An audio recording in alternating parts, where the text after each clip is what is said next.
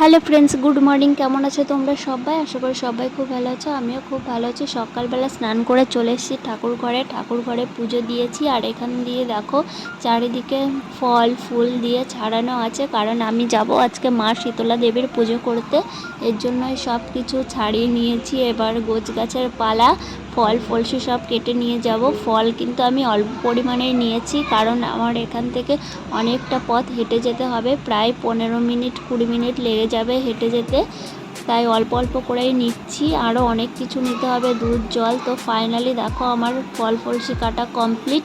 এবার শাড়ি পরে নিয়েছি। শাড়ি পরে, যেহেতু বাঙালি বউ, শাঁখা সিঁদুর আলতা এইসব না হলে কিন্তু ভালো লাগে না পুজোর সময়, তাই একটু আলতা পরে নিচ্ছি। অন্য সময় তো আর পরা হয় না, যখন পুজো করি তখনই একটু আলতা পরি।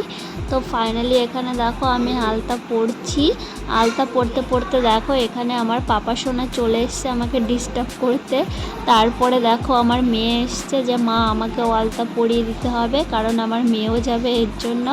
তো ফাইনালি দেখো মা মেয়ে আলতা পরে রেডি হয়ে গেছি। এবার চলেও এসছি দেখো শীতলা দেবীর পুজোর স্থানে। এখানটায় দেখো গাছটা অনেক বছরের পুরনো গাছ, এই গাছের তলায় পুজো করা হয়।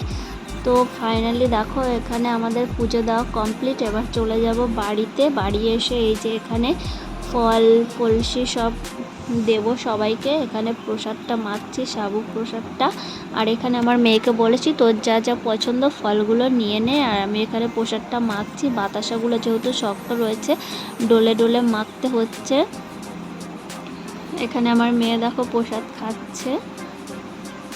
তো আমি ফার্স্টে সবাইকে দেব, দিয়ে তারপরে আমি প্রসাদ খাবো। রাস্তা দিয়ে আসার সময় কিন্তু অনেককেই প্রসাদ দিয়ে এসছি। তো এখানে দেখো কলার পাতাতে বেড়েছি, বাচ্চা কাচ্চা এসছে কয়েকটা, ওদেরকে দেব।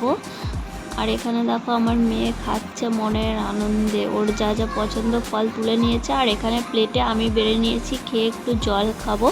তো খেতে বসেও শান্তি নেই। এখানে দেখো আমার পাপা খুব দুষ্টুমি করছে, কান্নাকাটি করছে। যাই হোক, এখানে আমি প্রসাদটা খাচ্ছি, কারণ খিদেও পেয়ে গেছে, অনেক বেলা হয়ে গেছে, 1টা বাজতে চললো। তো আজকের ভিডিও এ পর্যন্ত। ভালো লাগলে একটা লাইক আর চ্যানেলটিকে সাবস্ক্রাইব করো। টাটা।